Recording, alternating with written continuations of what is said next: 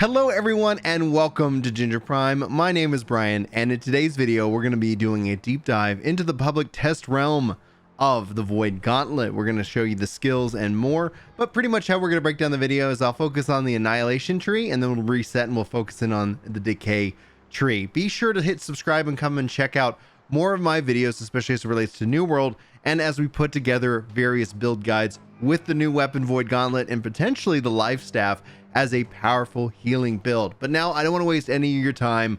I want to just have some fun and get into it. Let's go ahead and equip some skills here. First and foremost, we've got Void Blade. Summon a blade of void energy that converts your basic attack to melee. Tap basic attack to perform a quick slash that deals 100% of your weapon damage, or hold to perform a thrust attack that deals 150% of your damage.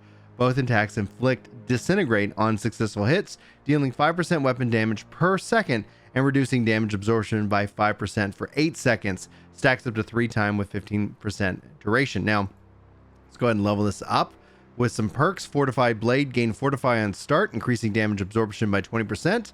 We also have 10% critical damage on Void Blade attacks. And then finally, we've got Successful Thrust of Attacks, heal self for 5% weapons damage per disintegrate stack on the target, and scales exclusively with focus. For our second ability, Oblivion, summon a circular rift void of energy at your feet that deals 30% weapon damage per second to enemies and grants empower to self and friendlies, increasing damage by 20%. Oh, what a great buff. 5-meter radius and 6-second duration. Let's buff this up. Buff. Withering of Oblivion. Your attack inflict weaken on targets inside the radius, reducing their damage by 5% for 5 seconds per hit. Stacks up to 3 times.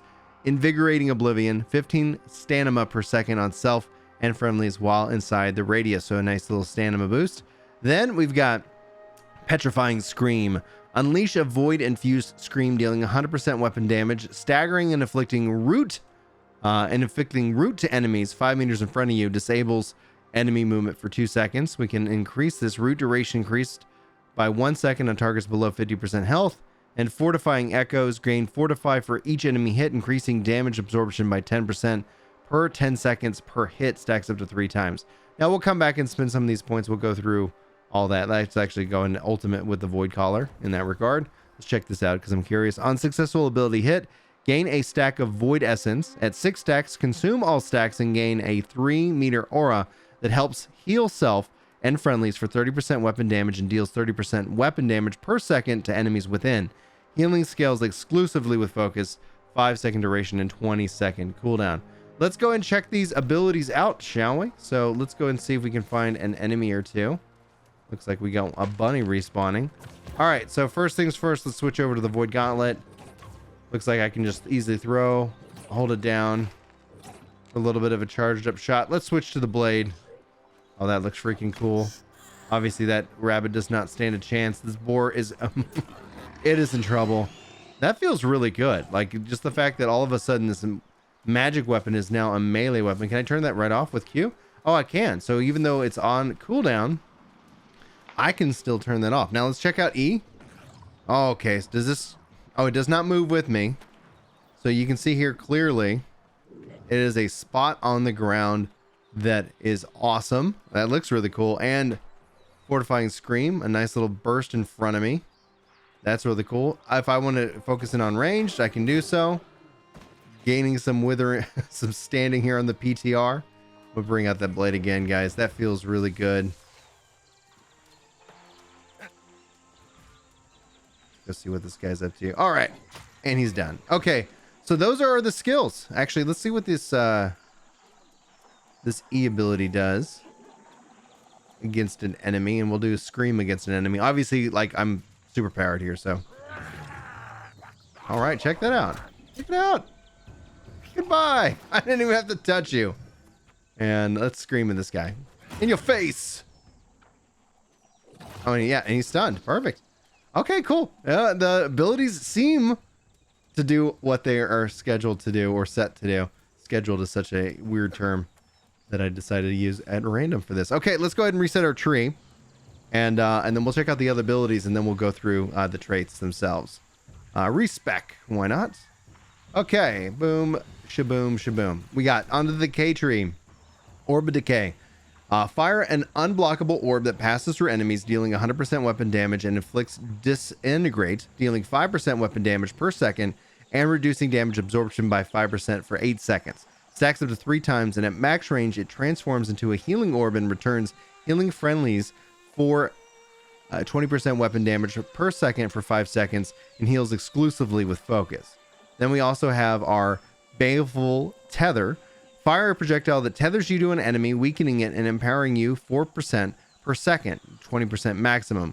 The tether ends if the target moves beyond 15 meters, and it's going to last for 10 seconds. And then we've got Essence Rapture. Fire a projectile that inflicts Essence Rapture for 10 seconds, healing anyone that is hit by the target for 20% of the damage done. Does not apply to damage over time.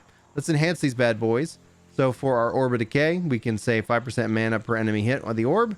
Also, Slowing Orb. The orb slows enemies already afflicted by the debuff, reducing their movement speed by 30%. Detonating Orb. Press the ability input again to detonate the orb with a 4-meter explosion radius. Depending on the orb's phase, the explosion will either damage enemies for 100% weapon damage or apply a stack of Disintegrate or heal friendlies for 70% weapon damage. Healing scales exclusively with focus. All right. Then a Baleful Tether. Fire a projectile that tethers you to an enemy, weakening it and empowering you by 4% for 20% per second, 20% maximum. The tether ends if the target moves beyond 15 meters. We can enhance this with a successful hit against the tethered target. Reduce the Void Gauntlet cooldowns by 5%. That's nice. Tethered Focus, 100% mana regeneration while the tether is active. And Soul Eater, gain 80% weapon damage as health if the tethered target dies. Scales exclusively with focus.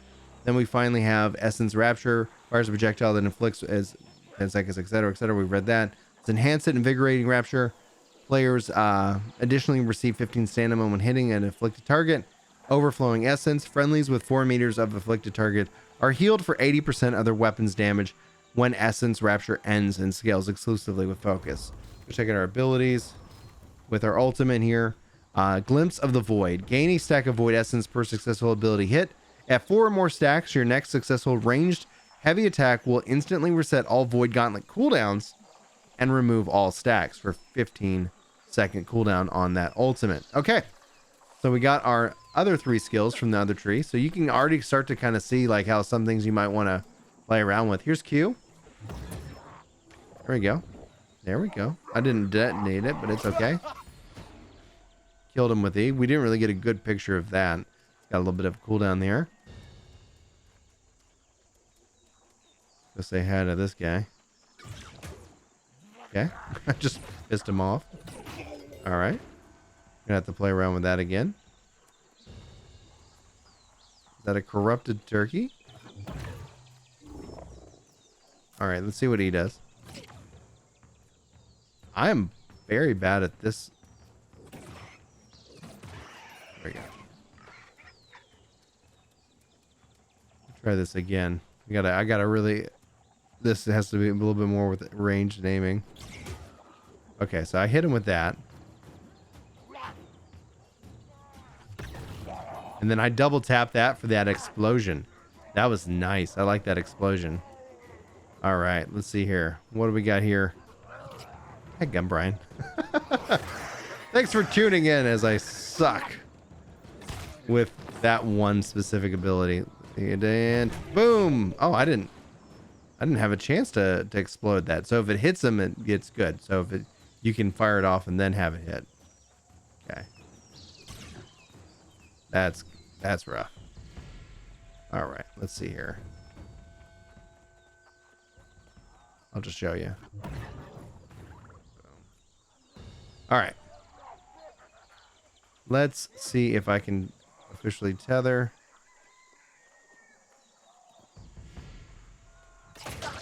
There we go.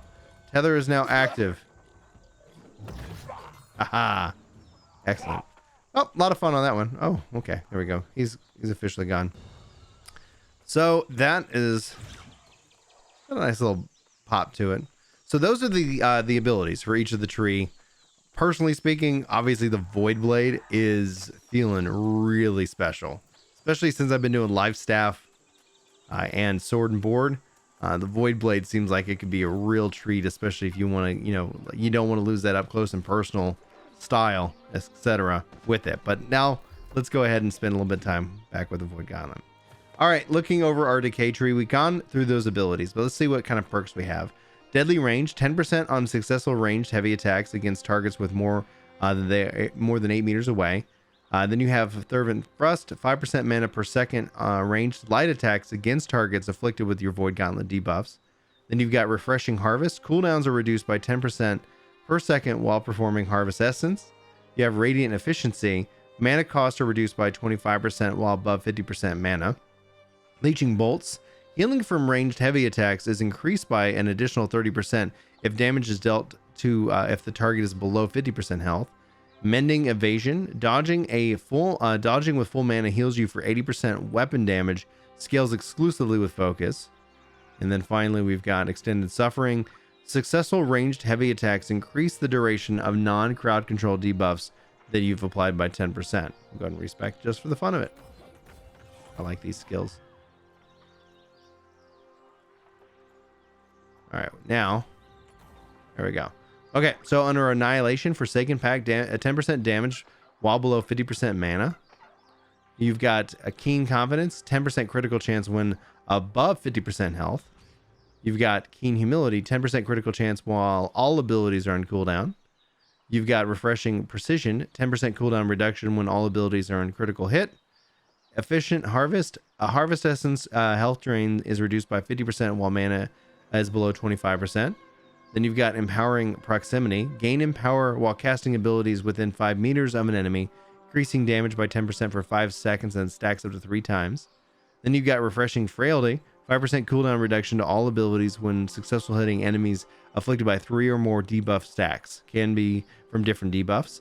And then finally, Leeching Agony. Critical hit gain health equal to 15% of the damage done. Boom. An Annihilation full tree build that we have here. I really actually appreciate how this is set up. Like that, it would only be better if that followed me around, because that could be pretty devastating, but that's a huge range for that ability. That feels like it's not as huge a range, but it's still quite powerful and an AoE. And then obviously like the Void Blade itself feels just really good. Now obviously you can see that it's got a deep like a countdown of a couple of seconds. So I'm wondering if it's going to put, oh, and if I kill things, it looks like it extends it. Otherwise, it's just going to go away, right? Okay, so it's gone. And then it's still on cooldown. So if I find some enemies to kill, let's test out this theory. All right, I've got 15 seconds. Okay, it's still counting down.